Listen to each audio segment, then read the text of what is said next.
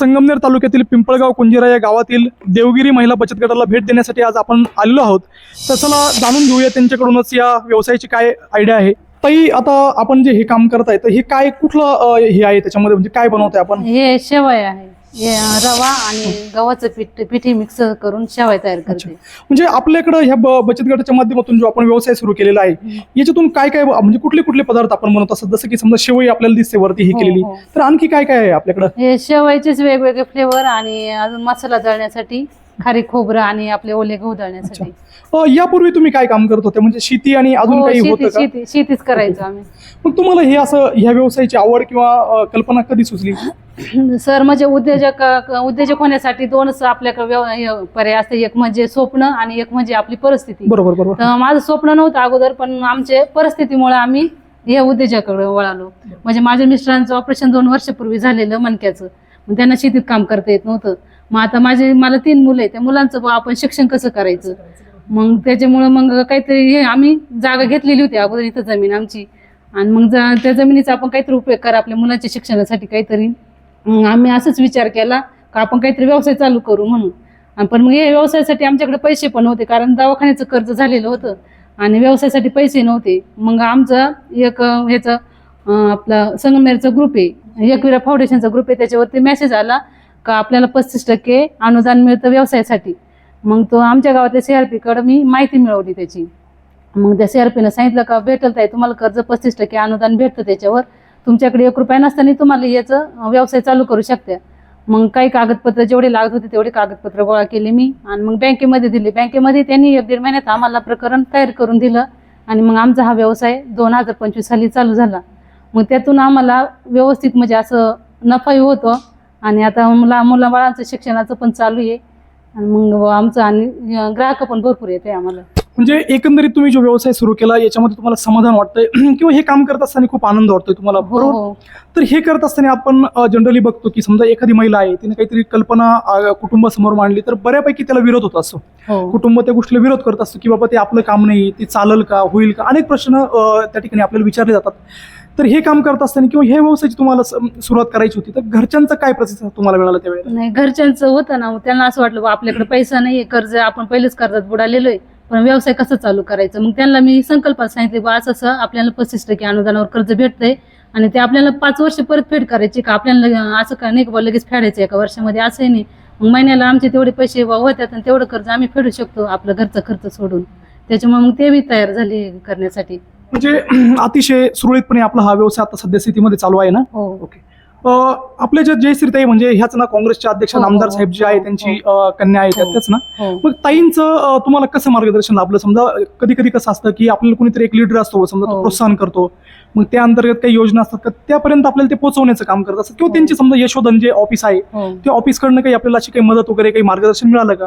मार्गदर्शन भेटतं ना आम्हाला, कारण आमचा ग्रुप केलेला आहे एक बचत गटाच्या महिलांचा, त्याच्यामध्ये माझा नंबर आहे. मग त्यांनी ते मेसेज टाकलेले होते बा ज्या महिलांना उद्योजक बनायचे त्यांनी हे 35% अनुदानावर कर्ज काढून आपला व्यवसाय चालू करता कोणत्याही प्रकारचा. मग त्यांच्याकडून मला हे मार्गदर्शन भेटलं आणि उद्घाटन करायला पण मी त्यांनाच बोलवलं होतं, ताईंनाच. म्हणजे एकंदरीत आपण जो व्यवसाय सुरू केलेला आहे त्यामध्ये ताईंचा एक आपण सिंहाचा नाही परंतु खारीचा वाटा आपण म्हणू शकतो. हो, जयश्रीताईंचा खारीचा वाटा आहेच नाही याच्यामध्ये. एकंदरीत आपण जेव्हा हा व्यवसाय सुरू केला तर एक भांडवल किती लागलं त्याला, किंवा ते भांडवल समजा जे काही आपलं व्यवसायासाठी लागतं तर घरातून मिळालं की काही आपण बँकेचं वगैरे काही लोन केलं, फायनान्स किंवा जे काही पंचायत समिती आहे यांच्याकडनं काही आर्थिक सहाय्य आपल्याला मिळालं का या व्यवसायासाठी? घरातून 1 रुपया पण घातलेलं नाही आम्ही. बँकेकडून लोन काढलं, पंचायत समिती मार्फत CRP-कडून आम्हाला ही माहिती भेटली, बँकेकडून लोन काढलं. आमचं घरातलं 1 रुपया नव्हता याच्यामध्ये. मग पण म्हणजे जसं काय आपण 1 रुपया नसताना आपण हा व्यवसाय चालू करू शकतो. हो. आता आम्ही बऱ्याच वेळेला बाहेर गेल्यानंतर बघत असतो की बचत गट जर म्हटलं तर फक्त आपण आर्थिक बचत आपण त्याच्यामध्ये समजतो, बरोबर? की महिला आपल्या जे काही दैनंदिन जीवनातील थोडासा खर्च आहे वाचून त्याच्यामध्ये एक सेव्हिंग करतात, त्यालाच आपण एक बचत गट समजतो. किंवा थोडेफार आपण हे करत असतो, काही कामधंदा करत असतो आणि ती बचत आपण त्याच्यामध्ये करतो. तर आज मला तुमच्याकडून वेगळी गोष्ट शिकण्यासारखी मिळाली किंवा बघण्यासाठी मला ती मिळाली की तुम्ही तो बचत गट चालू करत असताना त्याच्या माध्यमातून व्यवसाय सुरू केलेला आहे. तर ह्या व्यवसायातून आपल्याला आतापर्यंत कसं समजा आपली संगमनेरमध्ये पण भेट झाली होती, ताई पण मला भेटल्या होत्या. आपला कळस कृषी प्रदर्शन संगमनेरमध्ये जे आत्ताच नुकतंच झालं त्या ठिकाणी आपला स्टॉल होता, तर तिथं आपल्याला कशा प्रकारे प्रॉफिट झालं? चांगल्या प्रकारे झालं, कारण आपण कोणत्याही प्रकारची भेसळ नाही, मैदा नाही, काही नाही. आपलं घरचे गहू, त्याचं पीठ आणि रवा मिक्स करून शेवई तयार केलेली, त्याच्यामुळे ती लहान मुलांपासून मोठ्यांपर्यंत कोणी खाऊ शकतं. आणि त्याच्यामुळे समजावून सांगितल्यामुळे त्यांनी गिरायकाने भरपूर प्रकारे प्रतिसाद दिला आम्हाला. एकंदरीत समजा आपण एखाद्या मार्केटमध्ये जातो तर त्या मार्केटमध्ये अनेक कॉम्पिटिटर असतात. समजा तुमचा जसा बचत गट आहे तसे अनेक बचत गट त्या ठिकाणी आलेले असेल, तर त्या ठिकाणी तुम्हाला वेगळेपणा किंवा आपण आणखी नव्याने काय केलं पाहिजे असं काय जाणवलं? हो, कारण मी 2च प्रकारच्या शेवया नेलेल्या होत्या, एक रव्याची आणि एक गव्हाच्या पिठाची. पण बाकीच्या स्टॉलकडे दिसल्या वेगवेगळ्या फ्लेवरच्या शेवया त्यांनी तयार केलेल्या आहे, नागलीच्या असतील, पालकच्या असतील, अशा बऱ्याचशा प्रकारच्या होत्या. मग त्यांच्याकडून असं आता आपल्याला वाटतं की आपणही त्या प्रकारच्या तयार करून मार्केटमध्ये आणाव्या म्हणून. म्हणजे त्यांचं असं उद्दिष्ट आहे का त्या इथून पुढे रुखवतासाठी हा. त्याच्यासाठी ज्या हा, शेवया जे काही असतात, कार्यक्रम आहे आपल्या इथे चालतात. त्याच्यासाठी त्या शेवया करतात. आता आपण बऱ्यापैकी बघत असतो, समजा जे काही हे होतं नाही का, फूड तयार होतं त्या ठिकाणी खूप मोठ्या प्रमाणामध्ये कलरचा वापर केला जातो. काहीतरी त्याच्यामध्ये मिश्रण मिसळलं जातं, कॉस्टिक सोडा टाकला जातो, की काही टेस्ट असेल किंवा त्याच्यामध्ये आपलं काही कॉम्प्रोमाइज झालं पाहिजे, आपली बचत झाली पाहिजे. एकंदरीत जेव्हा आम्ही मध्ये आलो तर तुमच्याकडे खूप नीटनेटकेपणा आम्हाला आढळला की तुमचं क्लिनिंग खूप चांगलं आहे. वरती इथं आता ते शिवाय सुकतात तर ते खूप स्वच्छ आहे. इथं एकही माशी आम्हाला दिसलेली नाही. याबद्दल तुमचं मत काय, म्हणजे हे तुम्ही कसं मेंटेन करतात? नाही, पहिलं आल्याबरोबर आपण आपलं दुकान स्वच्छच ठेवलं पाहिजे, कारण गिरायकाला आल्याबरोबर फ्रेश वाटलं पाहिजे आपल्याला.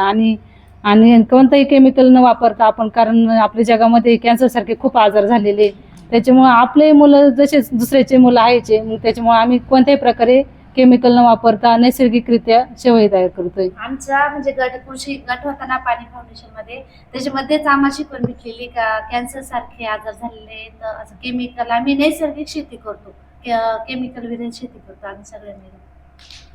क्या बात आहे. मित्रांनो, आपण सर्वांनी बघितलं की ताईंनी जसं आपल्या कुटुंबात आपल्याला खाण्यासाठी एखादा जसा पदार्थ बनवतो त्याच्यामध्ये नीटनेटकेपणा असतो, स्वच्छता असते, पाणी आपण योग्य वापरलेलं असतं, तसंच त्यांनी ग्राहकांसाठी तशीच काळजी घेतलेली आहे. तर खऱ्या अर्थाने ताई व्यवसाय करत असताना समजा कधी कधी आपण हा व्यवसाय करतो तर गावाकडनं काही आपल्याला निगेटिव्ह गोष्टी हे केल्या जातात की बाबा हा चालेल का, होईल का, तर तुम्हाला असं काही तुमच्या याच्यामध्ये काही चांगला वाईट अनुभव आलेला आहे का? नाही सर, गावाकडून सपोर्ट तर भरपूर आहे, गिरायक भरपूर आहे. तर उलटच आलेले म्हणतात तुम्ही हे चांगलं केलेलं आहे, व्यवस्थित व्यवसाय चालला तुमचा, पॉझिटिव्हिटीच भेटत गेलेली आहे आतापर्यंत, निगेटिव्ह कुणीच बोललेलं नाही. एकंदरीत हा व्यवसाय करत असताना साधारणतः एक वार्षिक सरासरी, म्हणजे आपण तर कधी कधी कसं महिलेचं एक जजमेंट असतं की फार असा काटेकोरपणे आपण हिशोब ठेवत नाही त्याच्यामध्ये, तर तुमचा एक काय अनुभव आहे की समजा हा व्यवसाय आपण इतक्या वर्षापासून करत आहात तर याच्यामध्ये आपल्याला किती नफा मिळाला असेल किंवा कुटुंबाचा उदरनिर्वाह कशा प्रकारे चालतो? जसं की समजा मुलांचं शिक्षण आहे, शेतीचा खर्च असेल किंवा तुमचा दैनंदिन खर्च आहे, लाईट बिल असेल, इथला मेंटेनन्स असेल, कशा प्रकारे चालतो? म्हणजे आमच्याकडे गिरायक भरपूर आहे. इथून ठाण्यापर्यंत आमच्या गावातून एक गाडी जाते, दर आठवड्याला ते 20-25 किलो आमच्याकडून डेली घेऊन जातात. आणि तसे बी भरपूर आमच्या इथे शेजारच्या गावातून इकडून क्वालिटीमुळं गिरायक पण भरपूर येते. आणि त्याच्यामुळं मग माझा उदरनिर्वाह व्यवस्थित होतं. मुलांचं शिक्षण, मग आपलं लाईट बिल, घरातलं खर्च यायचं, जो आपल्याला रव्याला यायला त्याला पैसे लागते ते सगळं खर्च मिटून व्यवस्थित चालू आहे आता. म्हणजे कुटुंबाचा उदरनिर्वाह आहे तो चांगल्या प्रकारे आपण म्हणजे चालताना आपण बघितलेला आहे, बरोबर? तर ताई आता याच्यामध्ये आणखीन एक गोष्ट आहे की बचत गट जो आहे आपल्याला, समजा अनेक ठिकाणी आपण बचत गट बघतो, तर ह्या बचत गटाकडनं आणखी कुठल्या गोष्टी आपल्याला प्रोव्हाइड केल्या जातात की समजा शासन कधी कधी आपल्याला आर्थिक मदत करतं, काही मशिनरी स्वरूपामध्ये आपल्याला येतं की त्याला आपण अनुदान म्हणतो, समजा 50% तुम्ही द्या, 50% शासन घालल, असं तुमच्याकडे काही एखादं शासनाचं उपकरण तुम्हाला मिळालेलं आहे का? नाही भेटलेलं नाही, पण आम्हाला जे RF जो गटामध्ये भेटतो त्याच्यापासून आम्हाला भरपूर फायदा होतो. कारण आम्ही कधी काही खर्च लागला तर बचत गटातून पैसे उचलून आपण खर्च भागू शकतो. RF फायदा झाला आम्हाला. आता हा व्यवसाय करत असताना सगळ्यात जास्त प्रोत्साहन जे मिळालं असेल तुम्हाला तर ते कोणाकडनं मिळालं? जसं तुम्ही मगाशी जयश्रीताई थोरात आहे त्यांचं नाव सांगितलं, आणखी कोण आहे तुमच्या बचत गटाच्या CRP असेल, गावातील कोणी तुम्हाला प्रोत्साहन देणाऱ्या महिला असेल? हो, माझ्या म्हणजे गटातल्याच महिला आहे, माझ्या मैत्रिणीचे, त्यांनी मला प्रोत्साहन दिलं आणि घरच्यांचं एक प्रोत्साहन भेटलं मला. एकंदरीत आपण बघितलं की एखादा व्यक्ती नोकरी करतो, एखादी स्त्री नोकरी करते, तर त्याच्या जीवनावरती, कुटुंबावरती त्याचा एक चांगला परिणाम दिसतो. तर ह्या व्यवसायाच्या माध्यमातून तुम्हाला काय जाणवलं की आपल्या कुटुंबाची कसली प्रगती झाली? जसं की आपण घर बांधतो, शेती घेतो किंवा काही जनावरे खरेदी करतो, तर ह्या व्यवसायाच्या माध्यमातून तुम्हाला एक अशी चांगली कुठली गोष्ट सांगता येईल का ती व्यवसायाच्या माध्यमातून आपण उभी केली आहे घरासाठी? घरासाठी म्हणजे सगळ्यात महत्त्वाचं म्हणजे माझ्या मुलांचं शिक्षण आहे, त्यांना जसं पाहिजे तसं मी शिक्षण या व्यवसायावर देऊ शकते, एवढी प्रगती तरी आहे. एक छोटासा प्रश्न विचारतो की व्यवसाय करत असताना कुटुंबाकडं जे कुटुंब आहे, मुलांचं शिक्षण असेल किंवा इतर काही देखभाली असतात, याच्यावरती काही आपला परिणाम होतो का? हो, होतो ना, कारण व्यवसायाकडे वेळ जास्त गेलेला असतो. हो, वेळ आणि कसं धावपळ पण जास्त होते, कारण शेतातलं काम मलाच बघावं लागतं, पाणी भरणं, काही खुरपणी येते, ते करून मग हे व्यवसायाचं चालू आहे व्यवस्थित. ताई, माझा आता एक शेवटचा प्रश्न आहे की आपल्या अनेक महिला आहे उच्च शिक्षित असतात, परंतु त्या मजूर म्हणून कुठेतरी काम करतात, कोणाच्या शेतामध्ये असेल, एखाद्या दुकानमध्ये काम करत असेल, तर तुम्ही एक अनुभवी आहे. आता मी बघितलं तुमचे स्टॉल पण अनेक ठिकाणी लागलेले असतात, तर तुमचा ह्या अनुभवाचा त्यांना काय सल्ला द्याल की तुम्ही काय केलं पाहिजे? जसं पाहिलं म्हणजे प्रत्येक महिला गुणी असते, प्रत्येक महिलेमध्ये काहीतरी गुण असतोच, तो फक्त आपण बाहेर आणायचा असतो. मग प्रत्येक महिलेने असं केलं पाहिजे का आपल्यामध्ये काहीतरी गुण आहे, आपण काहीतरी करू शकतो, ते बाहेर येऊन प्रत्येक याच्यामध्ये काहीतरी 2 रुपये तरी आपल्याला भेटतात, आपल्या हक्काचे पैसे असतात ते. प्रत्येक महिलेनं आपलं चूलमूल सांभाळून काहीतरी केलं पाहिजे, आपले जो गुण आहे तो बाहेर आणला पाहिजे आणि 2 पैसे कमवले पाहिजे आपल्या संसारासाठी. बरं, आता हा व्यवसाय आपण करत असतो तर आपलं एक स्वप्न असतं, समजा शेती करत असताना आपलं आणखीन एक स्वप्न असतं की आमची शेती आणखी वाढली पाहिजे, आपल्याकडे जनावरे असेल तर आणखी 2 जनावरे वाढली पाहिजे. तर हा व्यवसाय करत असताना तुमच्या मनामध्ये एक कुठली इच्छा असते का आपण याच्यामध्ये वाढ केली पाहिजे? म्हणजे आपण आपला हा जो व्यवसाय आहे तो अजून पुढे वाढवायचा, अजून आता मुंबईपर्यंत शेवाय गेल्या, अजून पुढे परदेशात सुद्धा आपल्या प्रोडक्ट गेलं पाहिजे असं इच्छा आहे ना. अतिशय म्हणजे तुमच्याकडून ऐकून आनंद वाटला की आपली शेवई जी आहे फक्त आपला तालुकाच नाही तर अनेक आजूबाजूचे जिल्हे आहेत त्या जिल्ह्यांपर्यंत आपली पोहोचलेली आहे. धन्यवाद. तर ह्या होत्या ताई बचत गटाच्या. तर यांच्या माध्यमातून अनेक या ठिकाणी होम प्रोडक्ट जे आहे, शेवई असेल, पापड असेल किंवा कुरडई असेल, लग्न सोहळा असेल किंवा इतर कुठले कार्यक्रम असेल त्या कार्यक्रमासाठी ते प्रोव्हाइड करत असतात आणि त्यांच्या कामातील वेळ त्यांनी आपल्या या चॅनलसाठी दिला, त्याबद्दल तुमच्या स्पार्क परिवाराच्या वतीनं तुमचे दोन्ही ताईंचे मी मनपूर्वक आभार मानतो. तुम्हाला धन्यवाद देतो. धन्यवाद. ताई, आता आपण बघतोय हे कसलं युनिट आहे तुमचं? ही पापड मशीन आहे. सर्व प्रकारचे पापड या मशीन मध्ये केले जातात.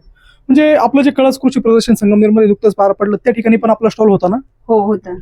एकंदरीत मग तुमचे पापड म्हणजे खूप मोठ्या संख्येमध्ये होते किंवा ग्राहक पण तुमच्याकडे जास्त मला तिथं निदर्शनास आला, हो. तर एकंदरीत म्हणजे ग्राहकाचं तुमच्याकडे काय डिमांड होतं की समजा कुठल्या क्वालिटीचे पापड पाहिजे किंवा काही त्यांची रिक्वायरमेंट होती का, समजा आम्हाला ह्या पिठाचे पाहिजे किंवा त्या पिठाचे पाहिजे असं काही? हो, आम्ही तिथे 5 प्रकारचे पापड ठेवलेले होते.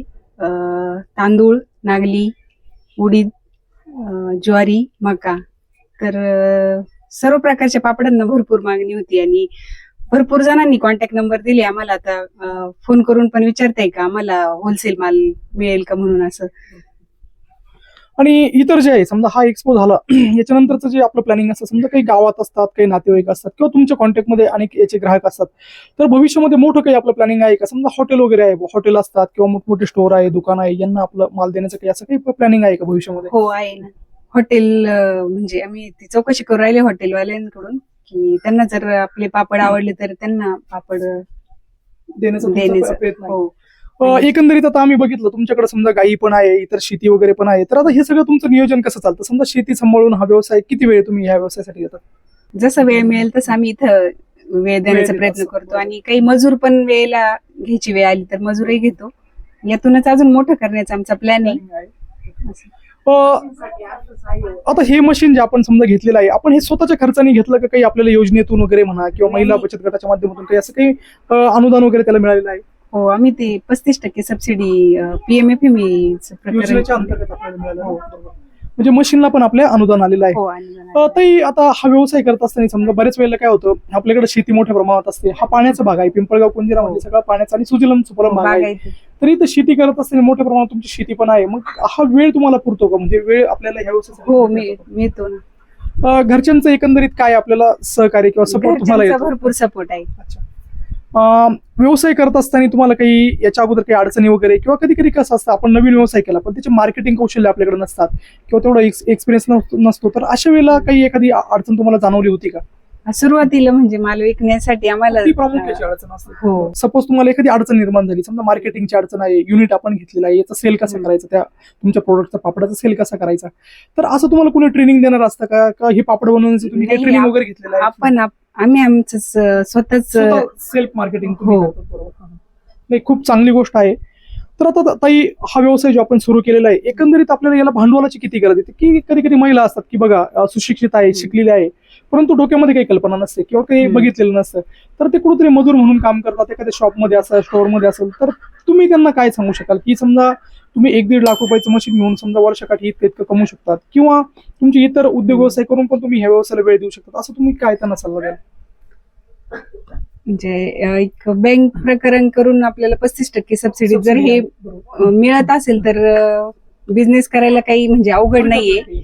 महिलांना याच्यातून खूप प्रेरणा मिळेल. खूप प्रेरणा मिळेल. म्हणजे इतर कोणाच्या शेतामध्ये समजा मजूर म्हणून आपण काम करण्यापेक्षा खूप हम्म. स्वतःचा व्यवसाय केलेला केव्हाही चांगला आहे हो. असं तुम्हाला एकंदरीत वाटतं. हो हो मग आता हा व्यवसाय किती वर्षापासून चालू आहे आपला साधारणतः 1 समजा वर्ष झालं. 1 वर्षापासून ना? हम्म.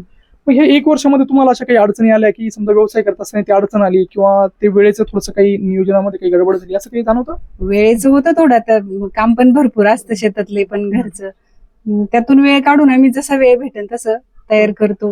एकंदरीत ताई आता मशीन तर खूप मोठं आहे पण याला लाईट बिल एक अंदाजे किती येत असेल आपल्याला दर महिन्याला तुमचं हे काम करत असताना? म्हणजे काम करत असताना 1,000 रुपयापर्यंत पर मंथ 1,000 रुपये लाईट बिल म्हणजे अगदी नगण्य आहे. जसं की समजा आपण हो. घरामध्ये फ्रीज टीव्ही किंवा इतर उपकरण वापरतो हो. त्याचप्रमाणे फार लाईट बिलाची त्याला नाही. आवश्यकता नसते.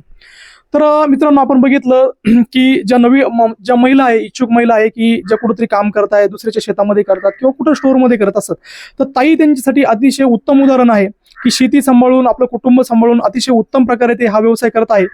ताई जे आमचे प्रेक्षक आहेत त्यांना जर तुमच्याकडनं माल खरेदी करायचा असेल तर त्यासाठी तुमचा काही कॉन्टॅक्ट नंबर वगैरे आहे का?